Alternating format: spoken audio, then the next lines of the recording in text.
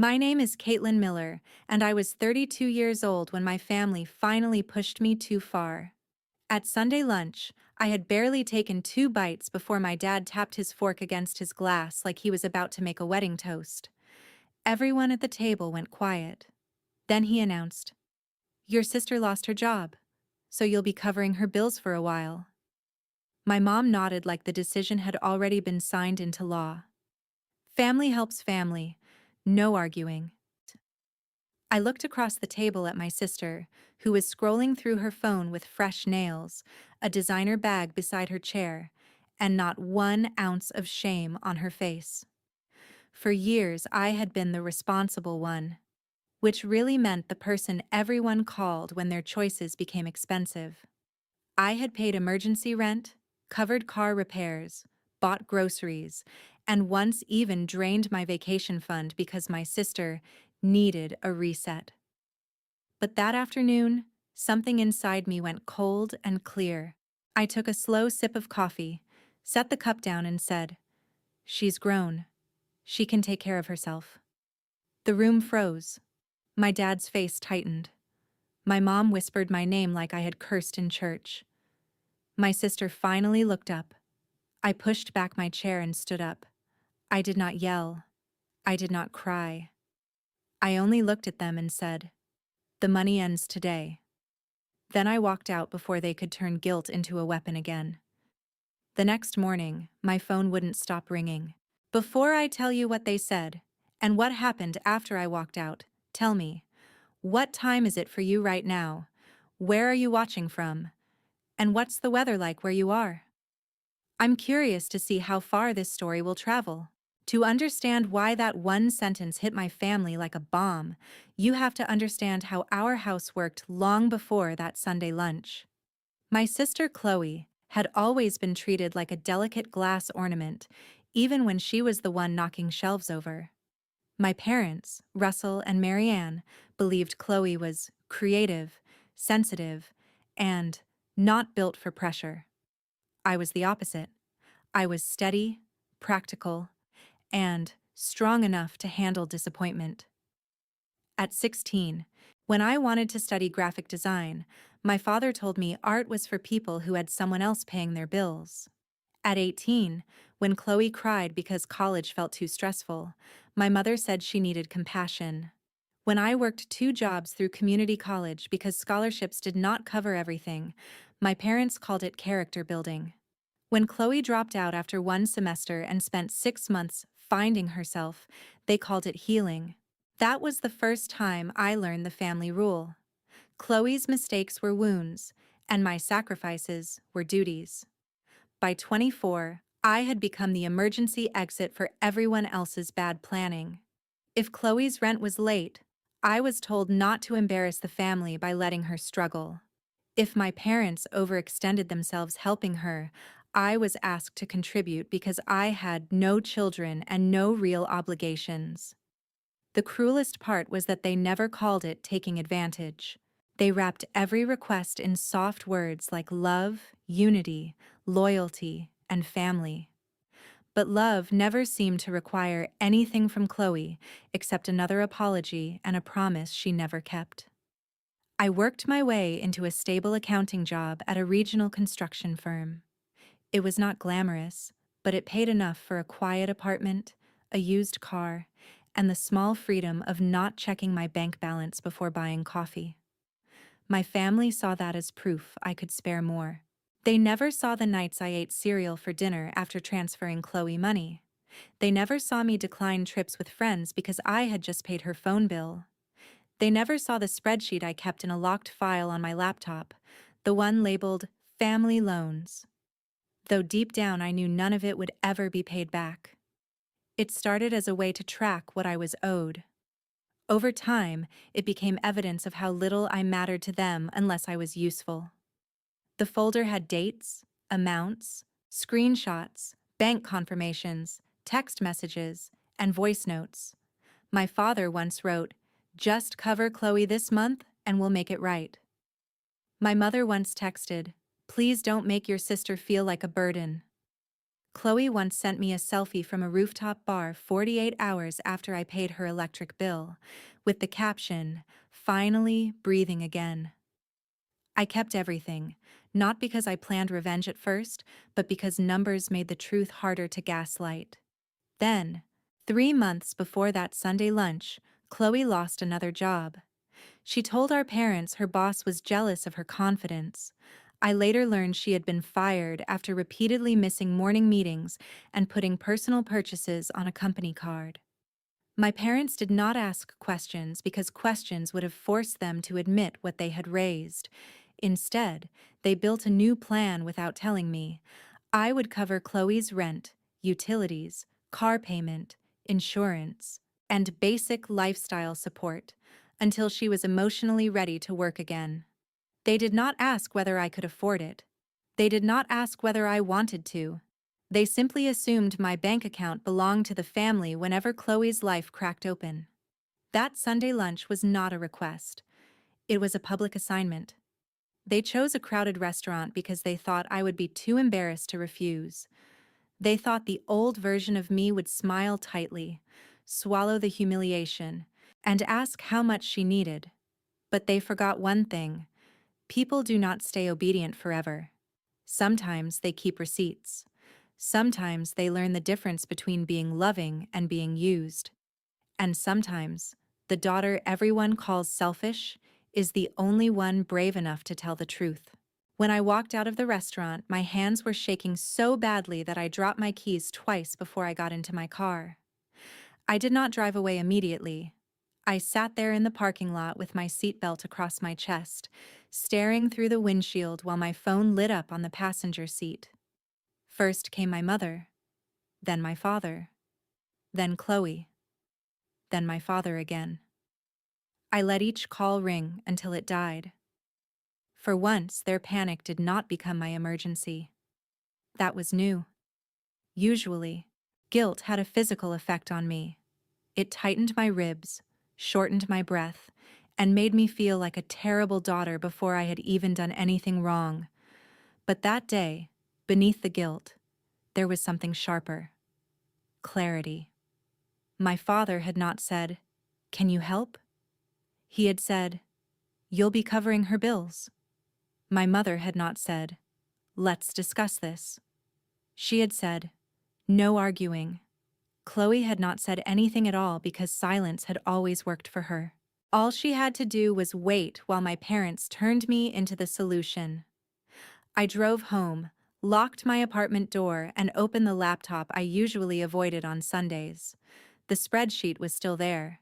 I typed in the newest category before they even sent the amount: Chloe unemployment support. Then I stared at the total at the bottom of the file. Over 8 years, I had given or paid out $48,732.17. I remember the cents because they made the number feel insultingly real. Nearly $50,000 had left my life in small, reasonable, family-approved pieces. 200 here, 900 there, a car payment, a deposit, a medical bill that later turned out not to be medical at all. I clicked through the screenshots, and the memories came back with each one. Chloe crying because she was going to be evicted, then posting brunch photos the next weekend. My mother telling me to be patient because Chloe was not as resilient. My father warning me that if I refused to help, I would regret abandoning my sister. That night, I stopped reading their messages and started reading my own records. I found the bank transfer from the year Chloe said she needed money for certification classes. I found the receipt for the career coach that was actually a luxury retreat with a pool. I found the text where Mom admitted, maybe by accident, that Dad had promised Chloe I would step in if she lost her job again. My throat burned, but I did not cry. I printed everything. Page after page slid from the printer into a neat stack that looked less like family history and more like a court exhibit. At 1:13 in the morning, Chloe finally texted, "You embarrassed me today. Hope you're proud." I typed 3 different replies and deleted them all. Then I sent one sentence. I'm proud I finally embarrassed the right person. The next morning started with noise. My phone buzzed at 6:42. My father left a voicemail in a voice so controlled it sounded rehearsed. He said I had 24 hours to apologize to my mother and call Chloe before he reconsidered my place in this family. My mother sent 7 texts, each one more dramatic than the last. She said Chloe had cried herself sick. She said I had humiliated them in public. She said family loyalty was not optional. Chloe sent a payment request for $2,850 labeled Rent Plus Survival. I laughed once, not because it was funny, but because the audacity was almost impressive. Then I declined the request and typed, "Survive within your own budget." That was when the real war began. My father called my office landline an hour later. I was sitting at my desk when our receptionist messaged me, confused, saying a man claiming to be my father was insisting there was a family emergency. I took the call in a conference room. He did not ask if I was okay. He said, "You are making this uglier than it needs to be."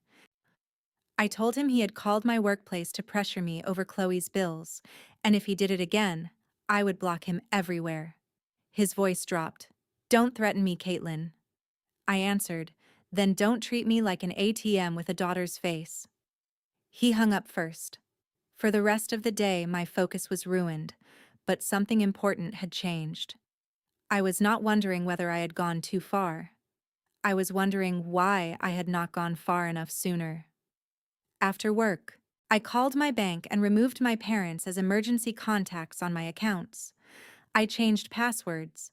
I froze a shared family streaming account I had forgotten I paid for. I canceled the automatic transfer labeled Mom Household Help, which had quietly become a monthly subsidy for Chloe's groceries. Then I opened a clean document and wrote a message I did not send yet.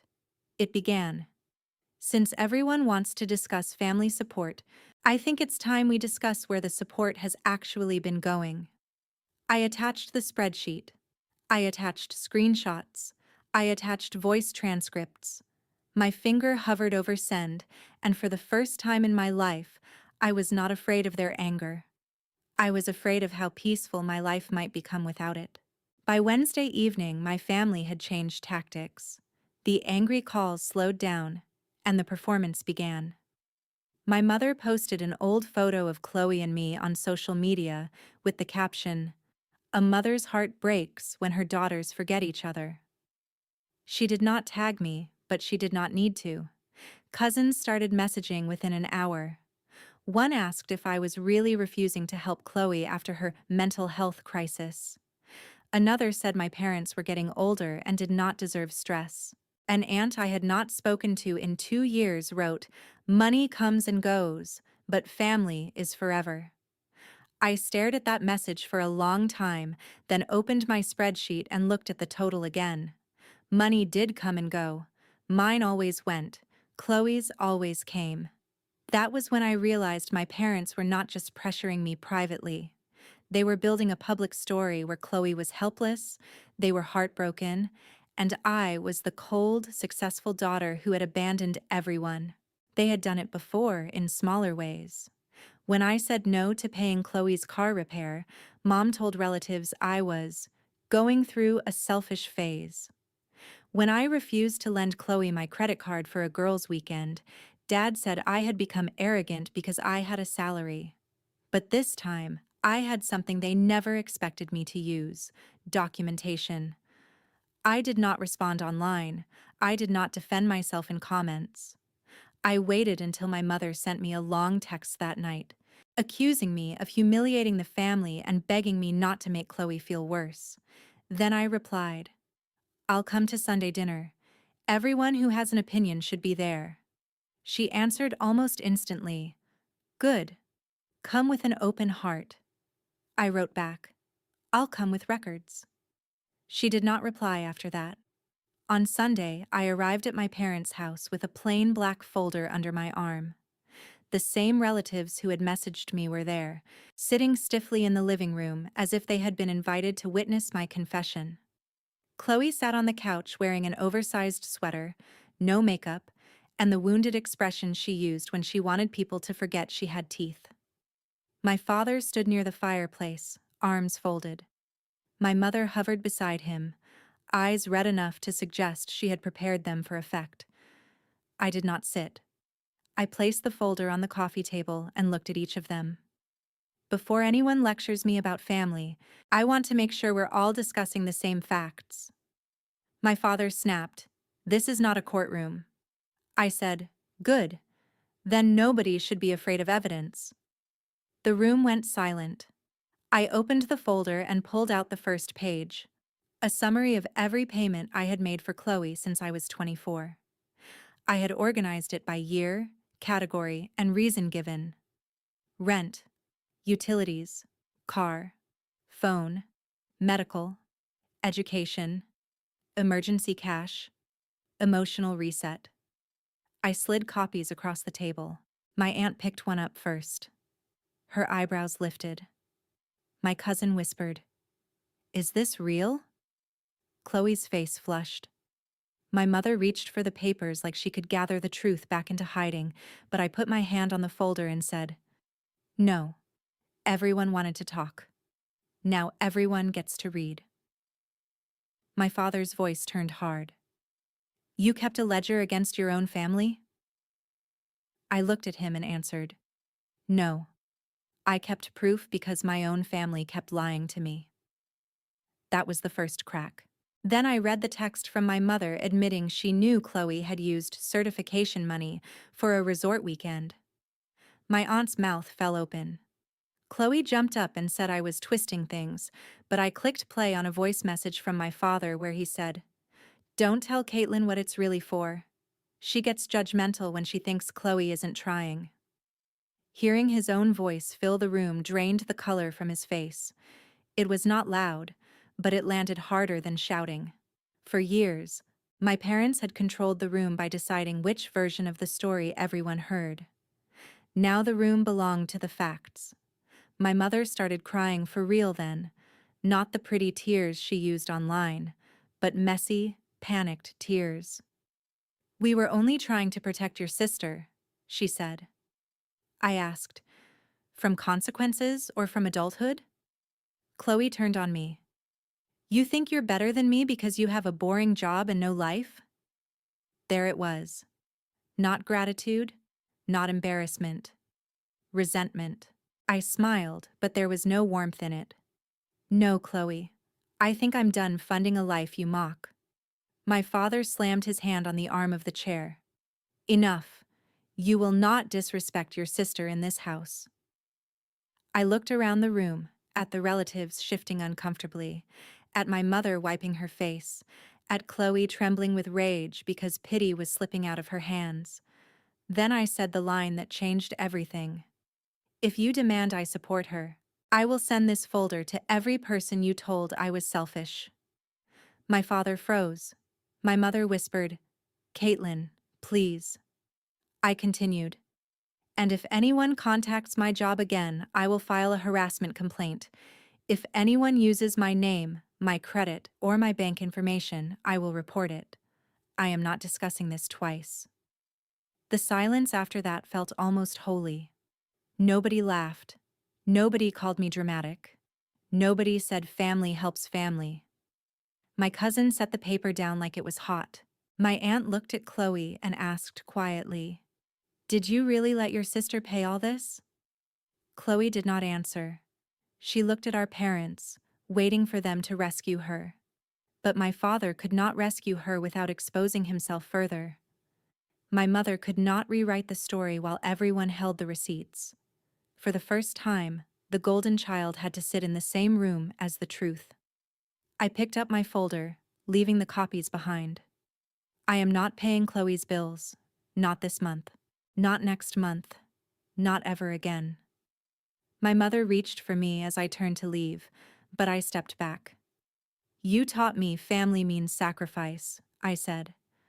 "Today, I'm teaching you sacrifice without consent is exploitation." Then I walked out of the house I had spent my whole life trying to be good enough for, and this time, Nobody followed me to the door. The fallout was immediate, and it was uglier than I expected, but not in the way my parents had planned. By Monday morning, the family group chat had split into two camps. Some relatives were quiet, which in our family meant they knew I was right, but lacked the courage to say it. Others sent short messages like, "I had no idea," and "That was a lot of money," and "You should have told us sooner."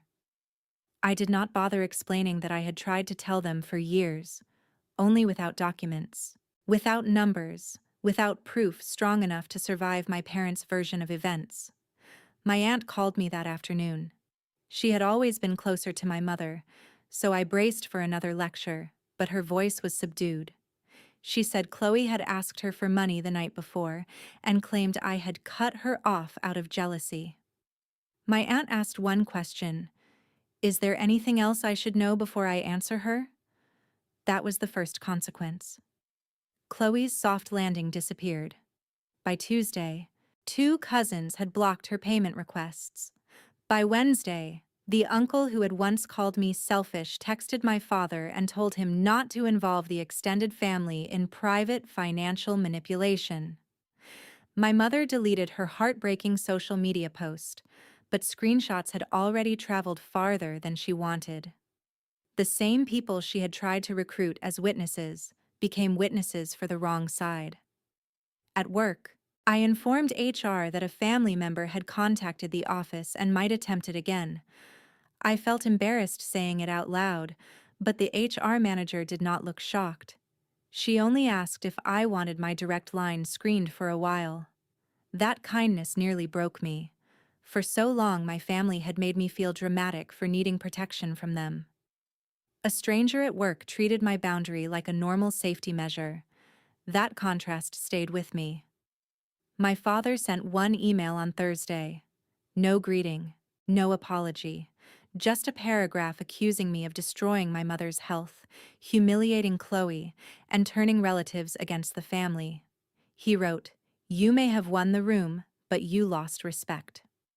I read that line 3 times. Then I replied, "Respect built on silence was never mine to keep." After that, I blocked his number for 2 weeks. I blocked my mother too, not because I hated her, but because every message from her entered my body like an alarm. Chloe was the last one I blocked. Before I did, she sent a voice note that began with crying and ended with screaming. She said I had ruined her chances of getting help. She said I wanted to see her homeless. She said no one would hire her because people like me never understood creative souls. I almost responded. I almost explained that rent was not paid by creativity, that adulthood was not cruelty, that I had once had dreams too before everyone decided my purpose was financing hers. Instead, I saved the voice note in the folder and blocked her. The quiet that followed was not peaceful at first. It was uncomfortable. My nervous system had been trained to mistake chaos for connection. Without constant calls, I found myself checking my phone for emergencies that were no longer arriving. I would hear a buzz from another table at a cafe and feel my stomach drop. I would wake up early, convinced I had forgotten to pay something for someone. Healing, I discovered, did not always feel like relief. Sometimes it felt like withdrawal. To keep myself steady, I made changes that were practical rather than poetic. I opened a separate savings account and named it Mine. Every Friday, the amount I used to send my mother went there instead. I enrolled in a weekend certification course to move toward a senior analyst role. I started therapy, though I told no one in my family because they would have called it an overreaction. My therapist asked me a question during our second session that stayed with me. Who benefits when you believe you are selfish? I did not answer immediately because the answer was too obvious. Everyone but me. The next month, Chloe's car was repossessed. I heard it from my cousin, not because I asked, but because in families like mine, news travels even when people pretend not to gossip. My first reaction was guilt. My second was anger at the guilt. Chloe had ignored 3 payment notices. My parents had assumed I would cover the balance once the situation sounded serious enough. When I did not, the car disappeared from her apartment parking lot at 6:30 in the morning. She posted a vague quote online about betrayal. No one liked it except my mother. That same week, my father had to cancel a golf trip because he used the money to cover Chloe's overdue rent. For the first time, the cost of protecting Chloe came out of his life, not mine. He did not enjoy the lesson. By the end of the second month, the consequences spread further. Chloe moved back into my parents' house. My mother stopped hosting Sunday lunches because she did not want questions. My father's proud image as the man who kept his family together cracked when relatives realized he had kept it together with my money and my silence. And me? I did not celebrate their struggle, but I did not rescue them from it either. That distinction mattered. Revenge was not me ruining their lives. Revenge was stepping aside and letting their choices arrive at their own door. 3 months after the Sunday lunch that started everything, my mother reached me through an email because her number was still blocked. The subject line was, "Please, just one conversation." I almost deleted it, but something in me wanted to know whether time had softened them or simply taught them new tactics. The message was shorter than her usual guilt essays. She wrote that Dad was under stress, Chloe was not doing well, and the family felt broken. She asked me to meet them at a restaurant halfway between my apartment and their house. I agreed for one reason only. I wanted to say out loud what my silence had already decided. I chose the restaurant, made the reservation under my name, and arrived 10 minutes early. That detail mattered to me.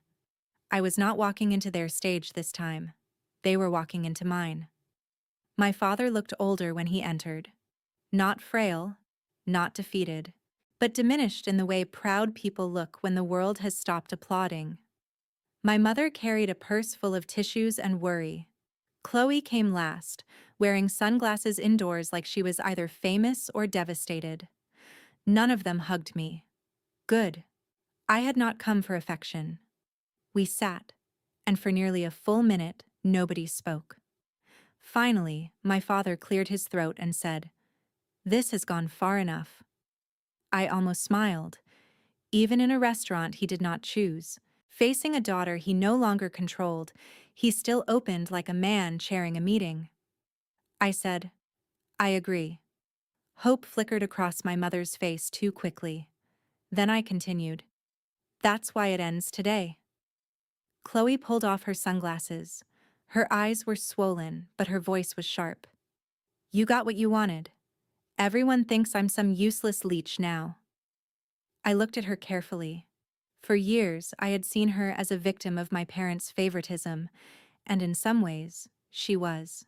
They had loved her into helplessness. They had protected her from accountability until consequences felt like abuse. But she was not a child anymore. She had enjoyed my sacrifices while insulting my life. She had accepted my money and called me boring, bitter, jealous, and cold. "I didn't make you look like a leech," I said. "I showed people the bite marks." My mother flinched. My father's jaw tightened. Chloe started crying, but this time I did not move toward her. I did not pass a napkin. I did not soften the sentence. My mother whispered, "Caitlin, please. She's your sister." I answered, "And I was her sister when she lied to me. I was her sister when you used my paycheck as a family resource. I was her sister when Dad called my workplace. None of you remembered that then." My father leaned forward. "We made mistakes, but you humiliated us." There it was, the closest thing to an apology he could manage, buried under accusation. I opened my bag and took out a single sheet of paper. Not the full folder this time, just one page. I placed it on the table. It listed my terms. No more money, no payment requests, no contacting my workplace, no public posts about me, no using relatives as messengers, no entering my apartment building. Any relationship going forward would require a written apology acknowledging what happened without blaming me for revealing it. My mother stared at the page as though I had handed her legal papers. In a way, I had. My father read halfway down and scoffed. "You're treating your parents like criminals," I said. "I'm treating repeated boundary violations like repeated boundary violations." Chloe laughed bitterly. "A written apology? You really think you're that important?"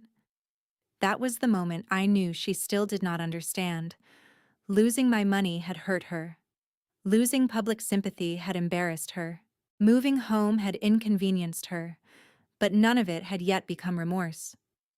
I folded my hands on the table and said, "No, Chloe, I finally understand I'm important to me." The server came by, sensed the tension, and escaped with only water orders. My father lowered his voice. "Your mother has barely slept. I hope you're proud of yourself." The old Caitlin would have collapsed under that sentence. The new one heard the manipulation clearly. "Mom's sleep is not my responsibility. Chloe's rent is not my responsibility. Your reputation is not my responsibility. I am responsible for my choices, and I have paid for yours long enough." My mother began to cry. "We were scared for Chloe." I nodded. "I believe you, but you were never scared for me. You watched me shrink my life to keep hers comfortable." She covered her mouth with one hand. For the first time, I saw something like recognition pass through her expression. Not enough, but something. My father saw it too, and panic flashed across his face, because my mother's guilt was one of the pillars holding his version of the family together. He turned to me and said, "You have no idea what it's like to raise two daughters with different needs." I answered, "You're right. But I know what it's like to be the daughter whose needs were dismissed because the other one was louder." The table went still. Nearby, conversations continued. Forks clinked. Someone laughed near the bar. And all of it made our silence feel even heavier. Chloe stood abruptly. "I'm not sitting here to be attacked." I said, "Then don't. But before you go, hear this once. I hope you get a job. I hope you build a life. I hope you become someone you respect. But I will never again pay the price for your refusal to try." She looked at our parents, waiting for them to condemn me. My mother looked down. My father looked at the page. No one came to her rescue fast enough. Chloe grabbed her bag and walked out. It should have felt victorious. Instead, it felt like watching the final scene of a play I had outgrown. My mother reached for the paper again. "If we apologize," she asked, voice trembling, "will you come home for dinner?" I shook my head. An apology is not a ticket back to normal. Normal was the problem. My father pushed the paper back toward me. "I won't sign a confession." I took it calmly. "Then we don't have anything else to discuss." He stared at me, furious and helpless, because I had removed the only tools he knew how to use. No shouting would make me pay. No guilt would make me bend. No audience would save him because I had already shown the audience the truth. I stood, placed enough cash on the table for my drink, and looked at both of them one last time. "I'm not asking you to choose between your daughters anymore. I'm choosing myself." Then I walked out. Behind me, my mother called my name once. I did not turn around. Outside, the air felt cold against my face, and my hands trembled again, just like they had after Sunday lunch. But this time, I was not shaking from fear. I was shaking from the force of finally becoming someone my family could not purchase, pressure, or publicly shame into obedience. After that meeting, something unexpected happened. My life did not transform overnight into perfect peace. I still had bad mornings. I still felt guilty when a family holiday passed and I did not go home. I still caught myself wondering whether Chloe had found work, whether my mother was sleeping, whether my father was telling people I had become cruel. But the difference was that I no longer treated every feeling like an instruction. Guilt could visit without moving in. Love could exist without access. Memories could hurt without becoming a reason to return. I focused on rebuilding the parts of myself that had been useful to everyone but me. I finished my certification course and applied for the senior analyst role. During the interview, when they asked about a time I had handled difficult financial data, I almost laughed. I gave a professional answer about accuracy, documentation, and communicating uncomfortable truths. I got the promotion 2 weeks later. The raise was larger than the monthly amount I used to send my mother. I sat in my car after work with the offer letter open on my phone and cried harder than I had cried through the entire family disaster. Not because of the money alone, but because I finally understood what my life could hold when I stopped pouring it into a bottomless bucket. I booked a weekend trip to the coast with my own savings. Nothing extravagant. A small inn, a view of gray water, and 2 mornings where nobody called me selfish before breakfast. On the second evening, I walked along the shore and thought about the word revenge. People imagine revenge as screaming, destroying, exposing, winning. Sometimes it is. Sometimes revenge is a folder placed on a coffee table while liars realize the truth has a spine. Sometimes it is a car being repossessed because the person who always paid finally stopped.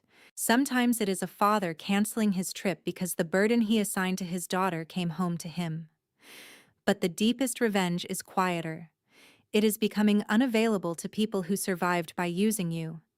It is watching their version of you collapse because you refuse to perform it anymore. It is answering your own needs before someone else's crisis. A month after the restaurant meeting, my mother sent the apology. Not by text, by email. The subject line was simply, "I'm sorry." I waited 2 days before opening it. Her words were careful, imperfect, and clearly difficult for her. She wrote that she had confused my strength with endless capacity. She admitted she had protected Chloe from consequences and expected me to absorb them. She apologized for the social media post, for letting Dad call my workplace, and for making me feel like love had to be earned through payment. She did not blame stress. She did not say, "If you felt hurt." She said, "We hurt you." I read that sentence several times. Then I printed the email and placed it in a new folder, separate from the evidence. I named that folder Possible. Not forgiven, not fixed. Possible. My father did not sign it. Chloe did not send anything. That told me plenty. A week later, my mother asked if we could have coffee. Just the two of us. Somewhere public. I agreed with conditions. 1 hour. No discussion of Chloe's bills. No surprise guests. No pressure to resume family dinners. She accepted. When I saw her at the cafe, she looked nervous in a way I had never seen before. For once, she was not managing me. She was meeting me. We talked awkwardly at first. She asked about my promotion. I told her. Her eyes filled with tears and she said, "I should have celebrated you more." I did not rush to comfort her. I let the sentence stand between us and do its work. Then I said, "Yes, you should have." That was not cruelty. It was honesty. She nodded, and for the first time, she did not defend herself. That small moment did not erase years of damage, but it showed me something important. Boundaries did not make reconciliation impossible. They made honest reconciliation the only option left. My father remained silent for another month. Then he mailed a check for $5,000 with no note. I sent it back certified mail. A week later, he emailed one sentence. "I don't know how to talk to you anymore." I replied, "Start with the truth." He did not answer. Maybe someday he will. Maybe he will not. Chloe eventually got a job at a local salon as a receptionist. I heard from my cousin that she hated the hours but liked having her own money. Good. I meant what I said at the restaurant. I did not want her destroyed. I wanted her disconnected from my wallet long enough to meet herself. Whether she changed after that was up to her. My story did not end with a dramatic family hug or a courtroom victory. It ended with something better. A locked door, a balanced account, a quiet phone, and a life that finally belonged to me. On Thanksgiving, I did not go to my parents' house. I cooked dinner with two friends from work and a neighbor who brought pie because she said no one should eat alone unless they truly wanted to. At one point, my phone buzzed. It was a message from my mother. Thinking of you today, no pressure to respond. I hope you're happy. I looked at it for a long moment. Then I typed, I am. I hope you are well. I did not add hearts. I did not apologize for distance. I did not explain myself. That was enough. Later that night, I stood by my apartment window, watching rain slide down the glass, and thought about the woman I had been at that Sunday lunch. She had been terrified, but she had stood up anyway. She did not know the whole family would turn on her. She did not know the receipts would expose years of manipulation. She did not know her sister would lose the safety net. Her father would lose control. Her mother would lose the comfort of pretending, and she herself would gain a future. She only knew one thing. Being responsible did not mean being sacrificed. If you have ever been called selfish for finally choosing yourself, remember this. The people who benefit from your silence will often call your boundaries betrayal. Let them. The truth does not become cruel just because it is inconvenient. And if your family only values you when you are paying, fixing, rescuing, or shrinking, maybe the most powerful thing you can say is the same thing I said. She's grown. She can take care of herself. Then stand up, walk out, and let every phone call after that prove exactly why you needed to leave. So tell me honestly in the comments, do you think Caitlin should ever fully forgive her family, or should she keep loving them from a distance forever? My team and I are always trying to create meaningful revenge stories that entertain viewers while also carrying an important message. This story is fictional and made only for educational and entertainment purposes. We hope it shows that after betrayal, the best ending is not always revenge, but freedom, healing, and a stronger version of yourself.